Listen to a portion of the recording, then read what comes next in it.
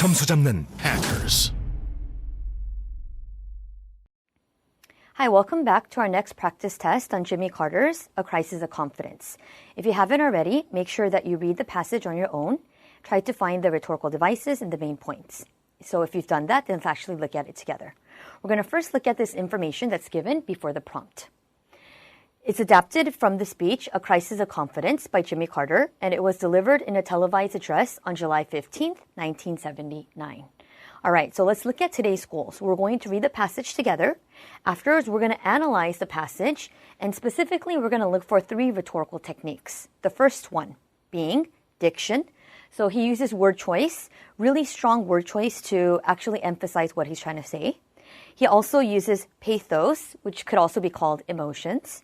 And then at the end, we're going to look for evidence. He gives specific pieces of evidence to actually prove his point. At the end, we'll do a quick review of the main points and the rhetorical techniques that he uses. All right, then we're going to go into this prompt. It's actually given at the end of the passage. And it's pretty similar for every passage. So let's just go over what I highlighted. So you need to, obviously, pinpoint his name, Jimmy Carter. You're going to use the full name, Jimmy Carter. And then after, you're going to call him Carter. So call him by his last name. Next, if you're not sure if it's a male or female, it's going to have his or her. And it says his, so obviously you know that it's a male. And let's look at the main point. After that, you're going to look for the main point. The United States should reduce its dependence on foreign oil and reduce its energy consumption immediately. Now, this is your main point, and you're going to have to refer back to it in every single body paragraph when you write your essay. So make sure that you have this main point memorized and make sure that you also paraphrase it. We're actually going to do a little bit of that in the next slide.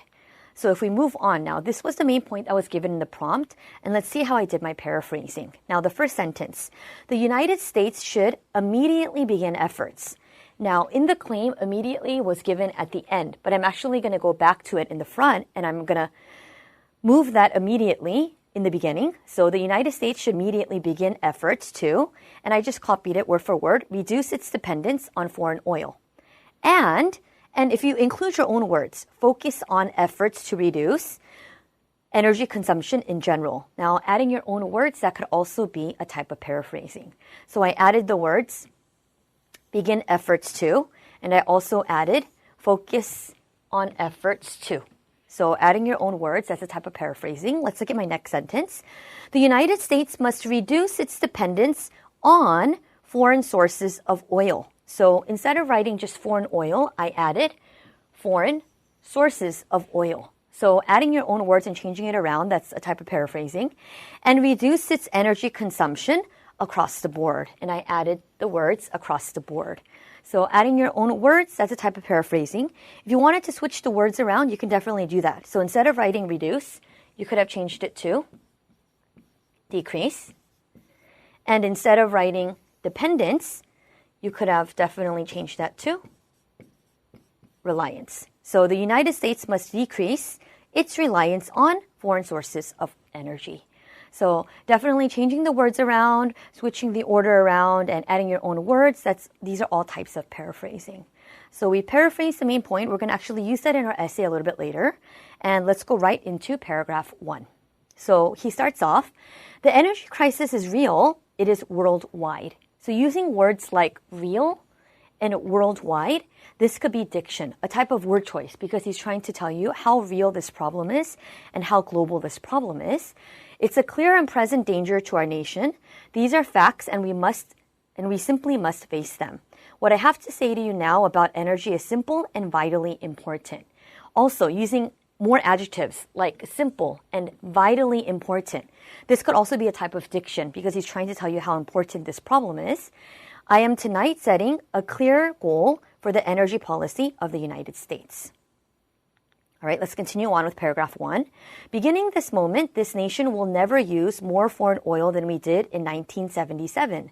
Never. Now, he uses a really strong word, never. So that's really strong because he's saying never, there are no exceptions. But then he again repeats that one more time by writing or saying never again. From now on, every new addition to our demand for energy will be met from our own production and our own conservation. So the main point here being in paragraph 1, he's giving a proposal to reduce dependence on foreign oil, and he actually proves his point through diction using the adjectives before in paragraph 1, and towards the latter part of paragraph 1, he uses the words never and never. This could be called strong diction, or this could also be repetition. All right, let's continue on with paragraph 1. The generation-long growth in our dependence on foreign oil will be stopped dead in its tracks. Now, this could also be a type of diction because he's saying that not only do we have to reduce foreign oil, but we have to stop dead in its tracks. So he's using really strong diction here right now, and then reversed as we move through the 1980s. For I am tonight setting the further goal of cutting our dependence on foreign oil by 1/2 by the end of the next decade, a saving of over 4.5 million barrels of imported oil per day.